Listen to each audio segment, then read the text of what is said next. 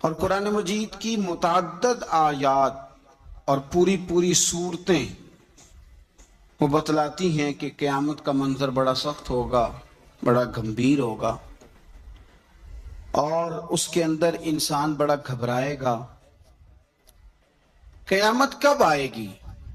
قیامت کی تاریخ کیا ہے؟ اللہ اور اس کے رسول صلی اللہ تعالی علیہ وسلم نے ہمیں دن بھی بتلایا ہے، تاریخ بھی بتلائی ہے، پر وہ آئے گی کب، اس وقت کا تعین نہیں فرمایا، سن نہیں بتائی بس۔ اب بہت سارے بیوقوف دنیا میں پائے جاتے ہیں، اور ہمیں زیادہ تکلیف ہوتی بھی اسی بات کی ہے کہ لوگ امت کے اتحاد کے اندر بہت بڑا رخنہ ڈالتے ہیں۔ ہر اس موقع پر کہ جس موقع پر اتحاد کی بات کی جا سکتی ہے لوگ انتشار کی بات کرتے ہیں، یہاں بھی اس موقع پر بھی لوگوں نے یہ لکھا ہے کہ اگر حضور کو پتہ ہوتا کہ قیامت کب آئے گی تو حضور بتا نہ دیتے۔ اندازہ کریں۔ پھر لوگ کہتے ہیں آپ اس آدمی سے بغل گیر ہوں، اس بندے سے آپ پیار بڑھائیں۔ میرے تو جو ابا جی کو ان پڑھ کہے میں تو اس سے پیار نہیں کرتا تو جو مدینے والے رسول کے علم پر اعتراض کرے۔ ہاں یہ یاد رکھیں، ہزاروں قومیں وجود میں آئیں دہر میں خشک و تر کے رشتے سے، پر ہم نے بنیاد دوستی رکھی یاد خیر البشر کے رشتے سے۔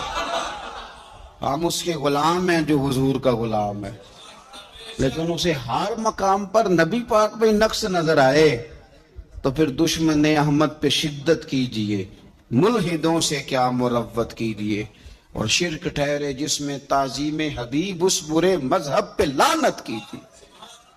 یہاں بھی لوگ دیکھیں کہ بات کیا چل رہی ہے قیامت کی، اور آپ کیا تفسیر بیان کر رہے ہیں کہ حضور کو پتہ ہی نہیں تھا۔ یہ انداز آپ نے اختیار کیا ہے۔ قیامت کی علامتیں نبی پاک نے ہمیں بتا دی، فرمایا کہ جب یہ معاملہ ہو جائے تو سمجھ لو پھر قیامت آنے لگی، سمجھ لو پھر قیامت۔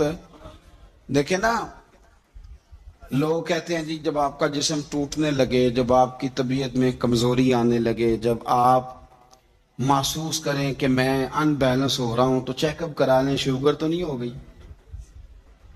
یہ اس کی علامتیں۔ جب آپ کے جسم میں تپش بڑھ گئی، آپ کے معدے کا نظام ڈسٹرب ہو گیا، آپ کے ہاتھ پیر جلنے لگے، تو اب آپ نہ ٹیسٹ کرائیں کہ آپ کو ہیپاٹائٹس تو نہیں ہو گیا۔ تو کسی بھی چیز کے آنے سے پہلے اس کی کچھ علامتیں ہوتی ہیں۔ تو ہمارے رسول پاک علیہ السلام نے ہمیں کچھ نشانیاں بتا دی قیامت کی، فرمایا ان نشانیوں پر غور کرو، جب یہ چیزیں آئیں پھر تمہیں انتظار کرنا ہے، پھر قیامت آئے گی، پھر تارے جھڑیں گے، چاند ٹوٹے گا، زلزلہ آئے گا۔ قرآن مجید نے کہا سورہ ابراہیم کے اندر کہ یوم تبدل الارض غیر الارض، فرمایا جس دن یہ زمین کسی اور زمین سے بدل دی جائے گی۔ یہ جو تمہارے پاس زمین ہے یہ زمین نہیں رہے گی، والسماوات، اور آسمان بھی بدل دیے جائیں گے۔ اس کو آسان نہ سمجھیں۔ آپ زمین پہ پیر رکھیں اور آپ کو شاید شیشہ ہی لگا ہو، اگر آپ کو اندازہ ہو نا کہ یہ پانی ہے تو آپ کا پیر جمتا نہیں، آپ گھبرا جاتے ہیں کہ یہ وہ والی زمین نہیں جس پر میں چلنے کا عادی ہوں۔ یہ کوئی آسان بات نہیں۔ آپ اپنا ملک چھوڑ کے کسی اور ملک جائیں تو آپ بڑے پریشان ہوتے ہیں، کہتے ہیں میں پردیسی ہوں، اور انشاءاللہ پردیسی کوئی بھی نہ تھی وے، کخ جنا تو پارے تاڑی مار اڈانا باہو اسی تے گئی اڈن ہارے۔ بڑا مشکل مرحلہ ہے پردیس، حالانکہ زمین وہی ہے لیکن آپ کی مٹی بدل گئی تو آپ پریشان ہو گئے۔ تو رب فرماتے اس دن کا بھی خیال کر جس دن میں زمین ہی بدل دوں گا۔ تو زمین پہ پیر رکھے گا پر یہ وہ والی زمین نہیں ہوگی، والسماوات، اور آسمان بھی بدل دوں گا۔ وَبَرَزُوا لِلَّهِ الْوَاحِدِ الْقَهَّارِ، اور فرمایا سب لوگ اس دن اس اللہ کے سامنے کھڑے کیے جائیں گے جو وحدہ لا شریک بھی ہے اور سب پر غلبہ رکھنے والا بھی۔ اس دن سب اس کے سامنے کھڑے ہوں گے۔ میرے نبی کریم صلی اللہ تعالی علیہ وسلم۔ نبی پاک علیہ السلام نے دو قسم کی نشانیاں بیان کی۔ ایک علامات کبریٰ ہیں، بڑی بڑی نشانیاں، بڑی بڑی نشانیاں، جیسے دجال آئے گا، یاجوج ماجوج نکلیں گے، حضرت عیسیٰ علیہ السلام آئیں گے، امام مہدی علیہ السلام تشریف لائیں گے۔ تو یہ بڑی بڑی نشانیاں، لیکن اس سے پہلے چھوٹی چھوٹی نشانیاں بھی حضور نے بیان فرمائی، اور فرمایا یہ تو مجموعی طور پر ہوگا نا، ساری دنیا کے لیے دجال آئے گا، تو مجموعی طور پر ہوگا نا کہ ساری دنیا کے لیے امام مہدی آئیں گے، جناب عیسیٰ آئیں گے، یہ تو مجموعی ہے۔ لیکن تم انفرادی طور پر بھی اپنے دائیں بائیں دیکھو کہ یہ جو چھوٹی نشانیاں یہ تمہارے اندر تو نہیں پیدا ہو گئیں۔ بخاری مسلم میں حدیث ہے، حضرت سیدنا عمر فاروق رضی اللہ تعالیٰ عنہ حدیث کے راوی ہیں۔ تو نبی پاک صلی اللہ تعالیٰ علیہ وسلم سے کسی نے پوچھا کہ حضور قیامت کے بارے میں کچھ بتائیں، تو نبی پاک صلی اللہ علیہ وسلم نے فرمایا جب لونڈی اپنے مالک کو جنے، جب ماں اپنا آقا پیدا کرے تو سمجھ لو قیامت آنے والی ہے، پھر قریب آ گئی ہے۔ ماں جب اپنا آقا پیدا کرے، مانا کیا کہ جب بچے اتنے نافرمان ہو جائیں کہ ماں پہ حکم چلائے، اولاد ماں کو حکم سنائے، حکم اماں زیادہ باتیں نہ کیا کر، اماں تو بھی تھوڑا صبر کر، حوصلہ کر۔ جب بچے ماں باپ کو باتیں سنائیں، حکم چلائیں، چونکہ بیٹا کماتا ہے تو وہ اپنے ابا جی کو کہتا ہے کہ ابا جی اب آپ ٹھہرے، آپ کو نہیں پتا، اب میرے ہاتھ میں سارا کچھ ہے۔ فرمایا جس دن تم یہ دیکھو کہ لونڈی نے آقا جنا ہے، ماں نے بیٹا نہیں پیدا کیا، اپنا سردار پیدا کر بیٹھی ہے، تو پھر تم اس دن یہ نہ کہنا بے سکونی ہو گئی، بدامنی ہو گئی، بلکہ اس دن سمجھ لینا کہ قیامت آنے لگی۔ بچے مسلط کریں، آپ یقین کریں بچے مسلط کرتے ہیں، بچے منوا لیتے ہیں اپنا آپ، بڑے نادان ہیں، اپنی جان پہ ظلم کرتے ہیں۔ اور میں نوجوانوں کو ایک بات عرض کروں، ماں باپ کی بات ماننے کا نام ان کی خدمت نہیں، ان کو خرچہ دینے کا نام خدمت نہیں، بلکہ بتائے رسول کریم علیہ السلام نے کیا فرمایا؟ فرمایا رضا اللہ فی رضا الوالد، تو سمجھ جا کہ تیرا والد راضی کس بات میں ہوتا ہے۔ اگر تو اس بات کو پا گیا، تو اس کی رضا کو اگر پا گیا تو پھر تیرا اللہ بھی راضی ہو گیا۔ تو یہ غور کر کے والد گرامی راضی کس بات، ان کی رضا، ماں کی رضا کی۔ یار دو یار بچوں سے چھوڑے جاتے ابے کے کہنے پر، دو دوست نہیں چھوڑے جاتے، والا ابا کہتے ان کے ساتھ نہ بیٹھا گا، کہتے ابا جی یہ تو اچھے بنے۔ اس کی رضا کو پا جا، اس کی طبیعت کو پرکھ، تو محسوس کر کے یہ راضی کس بات میں ہوتے ہیں۔ تو ماں باپ کی رضا میں راضی ہو جا، تیرا رب بھی تجھ سے راضی ہو جائے۔ تو حضور نے فرمایا جب تم دیکھو نا، جب تم دیکھو کہ لونڈی نے آقا جنا ہے، تو پھر تم قیامت کا انتظار کرو۔ اور میرے رسول پاک علیہ السلام نے دوسری علامت بیان کی، یہ بخاری مسلم میں بھی ہے، مشکات کتاب الایمان میں بھی ہے۔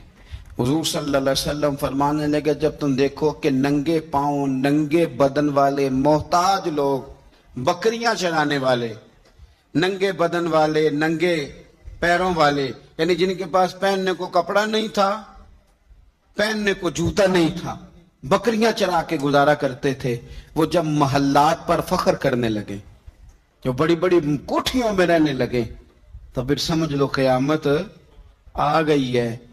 رکشا چلانے والے کا بیٹا جب وزیر بنے اور اسے پوچھا جائے کہ کروڑوں روپیہ کہاں سے آیا، تو وہ کہو میرے تو پرائز بانڈ ہی بڑے نکلے ہیں، میں جو بھی خریدتا تھا نکل آتا تھا، جو بھی خریدتا تھا نکل آتا تھا۔ جب خربوں پتی آدمی سے پوچھا جائے کہ اتنا پیسہ کدھر سے ہے، تو کہ بھینسیں رکھی تھی، وہ بھینسوں سے پرافٹ ہوا ہے۔ ہم اللہ کے فضل پر معاذ اللہ کسی قسم کا کلام نہیں کرتے، لیکن میرے رسول پاک علیہ السلام نے فرمایا کل تک جس کے پاس جوتا نہیں تھا، پہننے کو کپڑا نہیں تھا، جب وہ محلات پر فخر کرنے لگے اور یہ بتانا اس کے لیے مشکل ہو جائے کہ میری کروڑوں اربوں کی جائیداد کہاں سے آئی، قوم کو لوٹ کر، جب لوگ بڑے بڑے محلات پر فخر کریں تو حضور نے فرمایا پھر یہ نہ سمجھنا ہماری معیشت خراب ہو گئی، یا پھر انتظار کرنا پھر قیامت آئے گی، پھر تم نے قیامت کا انتظار کرنا ہے، قیامت آئے گی۔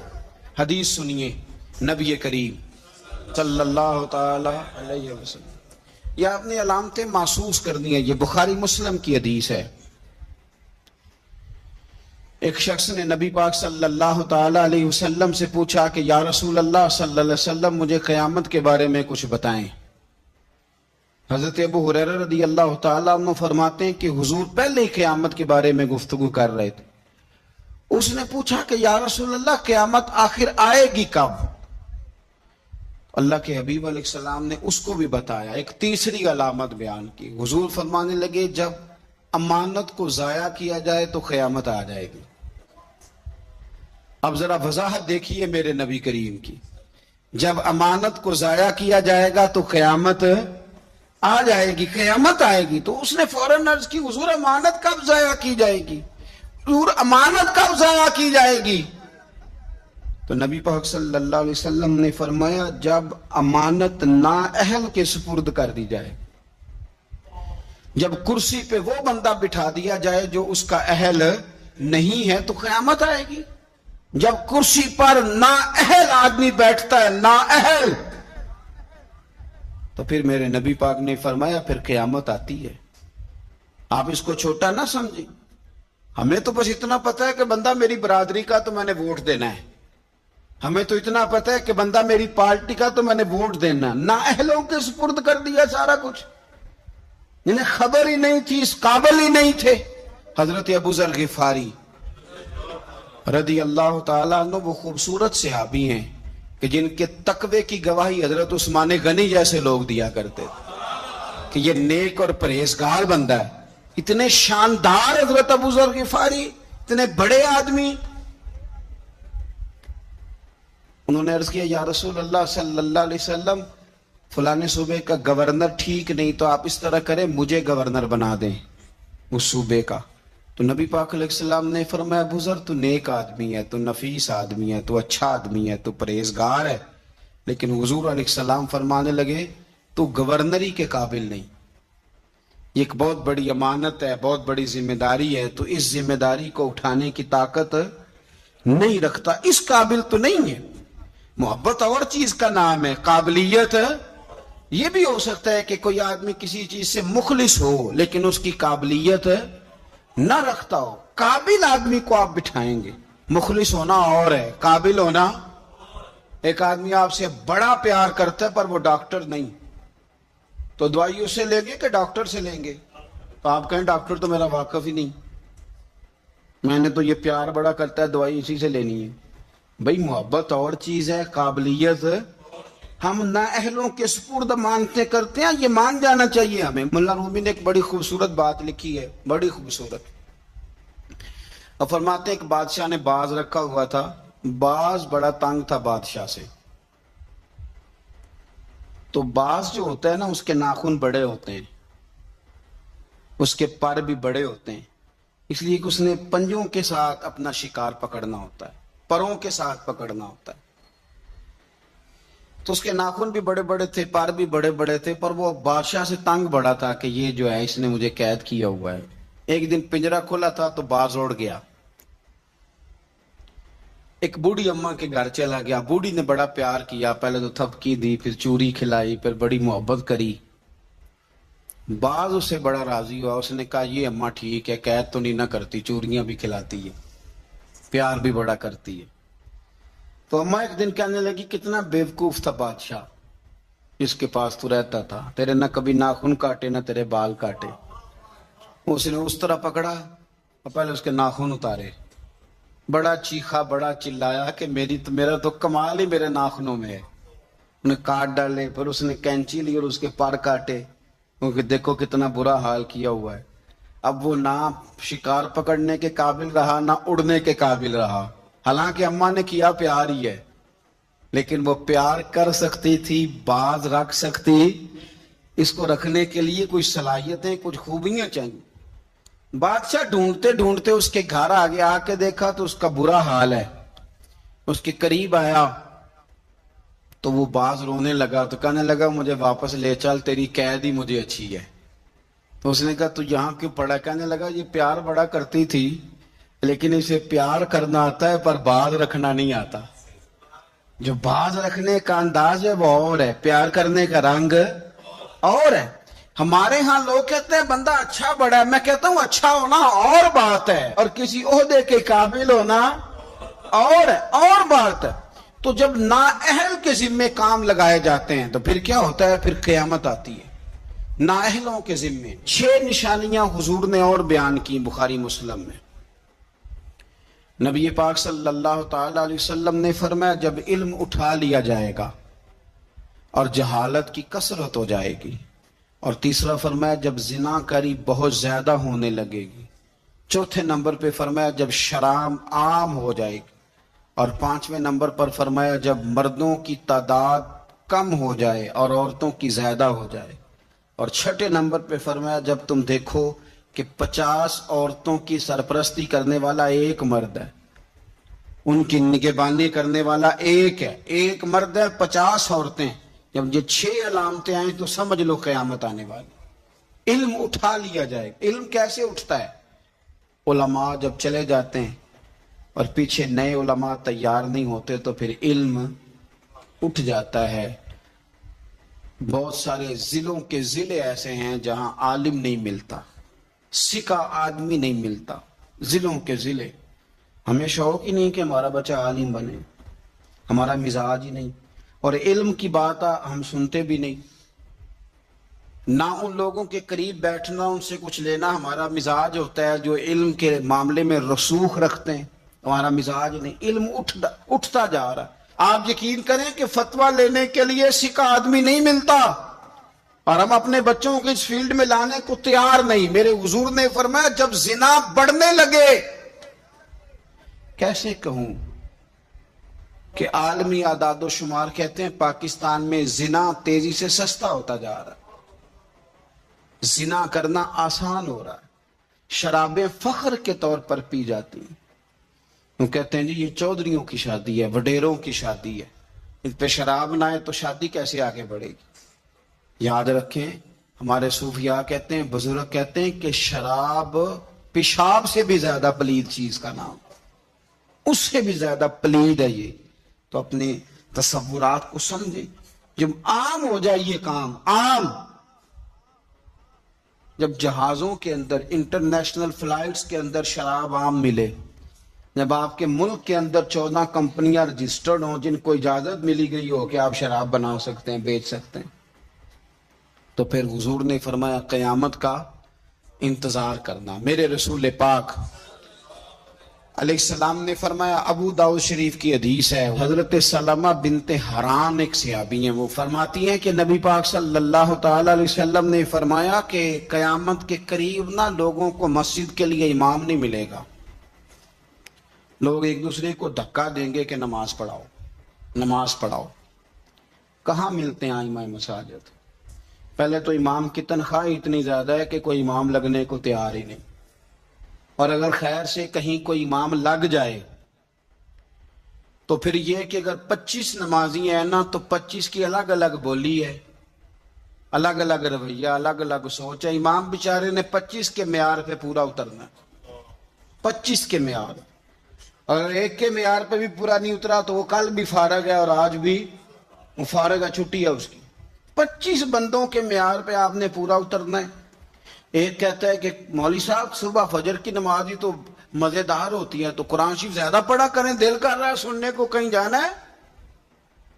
تو دوسرا کہہ رہا ہے حضرت صاحب ڈیوٹی بھی کرنی ہے، مہربانی فرمائیں نماز ذرا چھوٹی پڑھائیں۔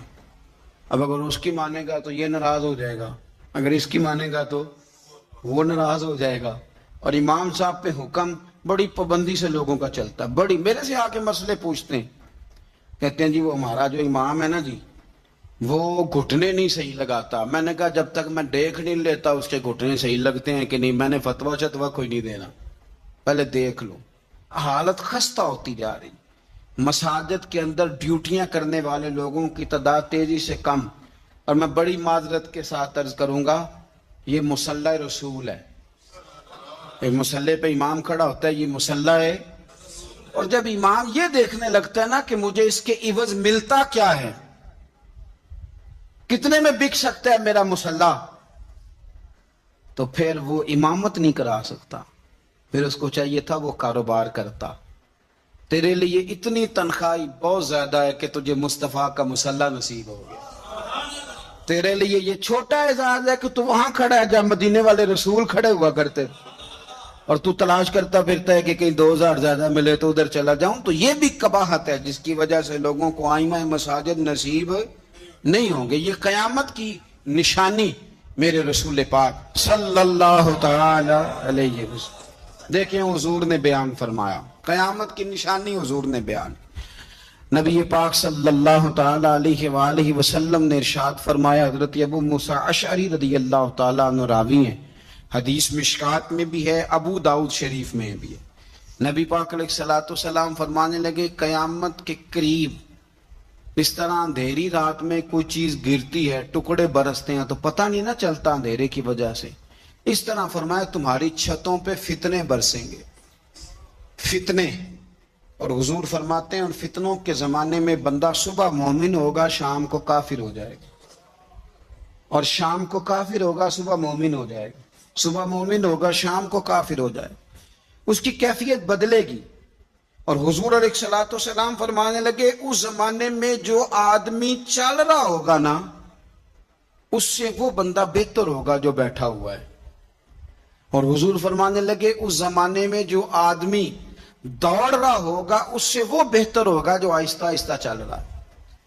فتنوں کے زمانے میں فتنے چھتوں پر برسیں گے، بندہ صبح مومن ہوگا شام کو کافر ہوگا، شام کو مومن ہوگا تو صبح کافر ہو جائے، اس تیزی کے ساتھ فتنے برسیں گے کہ ایمان لے جائیں گے۔ اے اللہ ہماری اولادوں کی حفاظت فرما، اللہ ہم کمزور ہیں، فتنوں کے زمانے میں ہمارے ایمان کو محفوظ کر، اللہ ہمارے حال پہ رحم فرما۔ جو زیادہ جگہوں پہ جاتا ہے نا، دوڑ کے ادھر چلا گیا دوڑ کے ادھر چلا گیا، اس کا ایمان زیادہ خطرے میں ہے۔ اور جو بیٹھا ہے ایک جگہ جم کے بیٹھا ہے، سکون سے بیٹھا ہے، آج بیماری نہیں لگ گئی، لوگ کہتے ہیں میں نے اس کی بھی تقریر سنی، پھر میں نے اس کی بھی سنی، پھر میں ادھر بھی گیا، الجھ گئے، ختم ہو گئی بات۔ جب تک وہ ایک جگہ جمے ہوئے تھے ان کا ایمان محفوظ تھا۔ یہ میں نہیں کہہ رہا، یہ مدینے والے رسول نے فرمایا ہے، یہ نبی کریم نے فرمایا ہے۔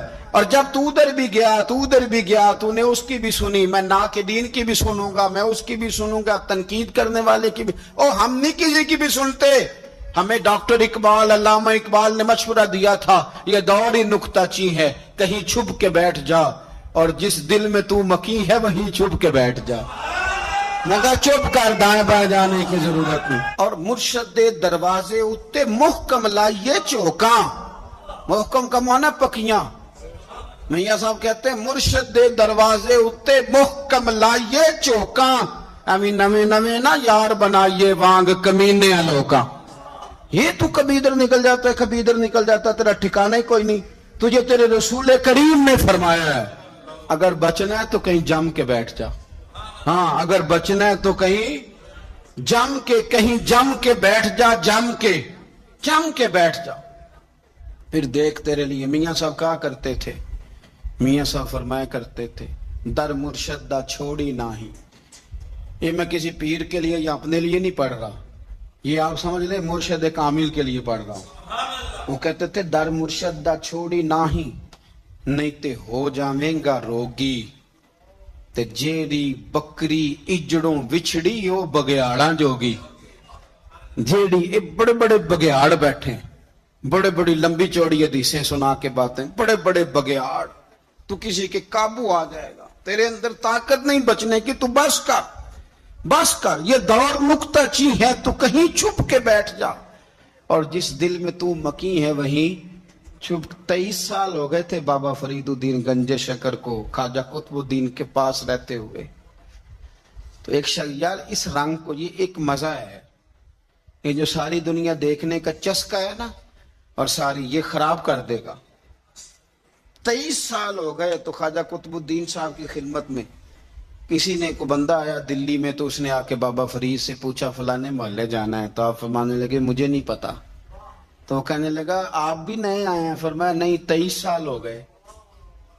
तो उसने कहा फिर आपको पता ही नहीं? तो फरमाने लगे 2 गलियों का पता है, एक जो मुर्शद के घर जाती है, दूसरी जो वापस आती है।